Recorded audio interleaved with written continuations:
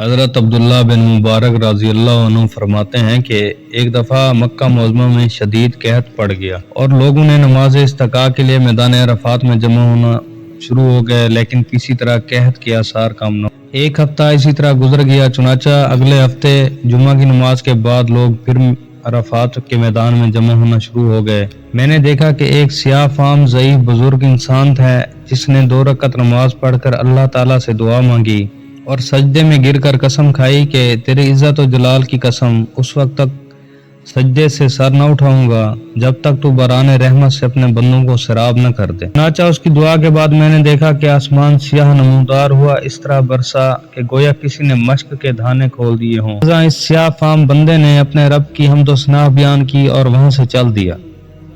میں بھی اس کے پیچھے چل دیا کہ دیکھوں تو صحیح آخر کہاں جاتا ہے۔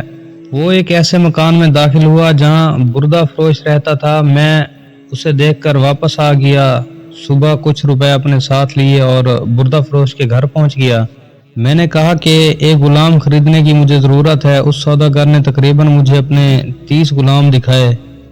میں نے کہا ان کے علاوہ تو ان سب کی دیکھ بھال کرنے کے بعد میں نے کہا کہ اور کوئی غلام ہے؟ اس نے کہا ہے ایک منحوس سا غلام جو کسی سے بات نہیں کرتا۔ میں نے کہا دکھاؤ اسے بھی۔ سوداگر لے آیا جسے میں پہلے دیکھ چکا تھا۔ اس کی دعا سے اللہ نے باران رحمت کی تھی۔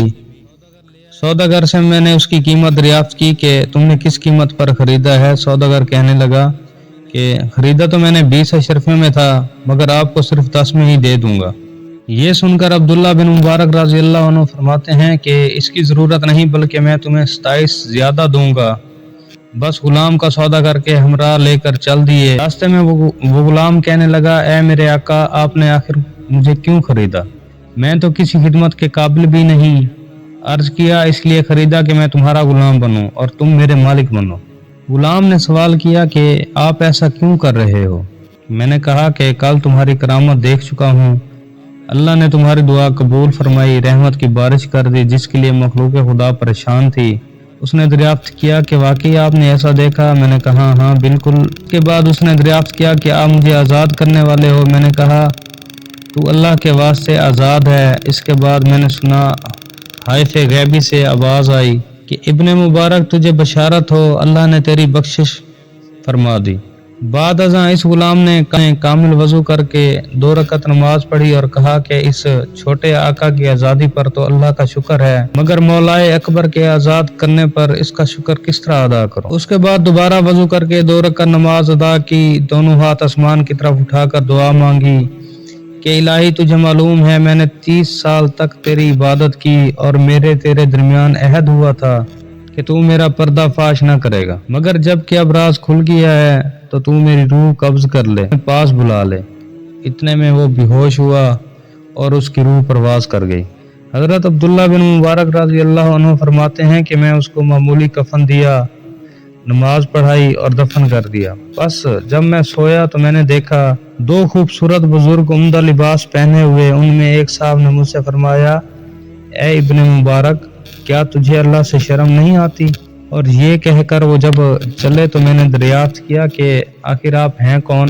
تو انہوں نے کہا کہ میں محمد رسول اللہ صلی اللہ علیہ وآلہ وسلم ہوں اور یہ میرے پاس حضرت ابراہیم علیہ السلام ہیں۔ آخر میں نے دریافت کیا کہ میں اللہ سے کس طرح نہیں شرمایا، حالانکہ کثرت سے نماز پڑھتا ہوں۔ اس پر انہوں نے ارشاد فرمایا کہ آج اولیاء اللہ میں سے ایک ولی کی وفات ہوئی اور تم نے اس کو اچھا کفن نہیں دیا۔ چنانچہ جب صبح ہوئی تو میں نے حضرت عبداللہ بن مبارک رضی اللہ عنہ فرماتے ہیں کہ جب صبح ہوئی تو میں اٹھا، غلام کی لاش کو قبر میں سے نکالا، نہایت عمدہ اور نفیس کفن پہنایا، دوبارہ نماز جنازہ ادا کی اور میں نے اچھا ہے کہ اللہ تبارک و تعالیٰ نے اپنے مطیع اور فرما برداروں کی خود عزت بڑھا دی ہے۔ جو اپنے آپ کو اللہ کے لیے فنا کرتا ہے، اللہ تعالیٰ خود دنیا کو اس کے آگے جھکا دیتا ہے۔ دعا ہے کہ اللہ تعالیٰ ہم سب کو بھی نیک بننے کی توفیق عطا فرمائے۔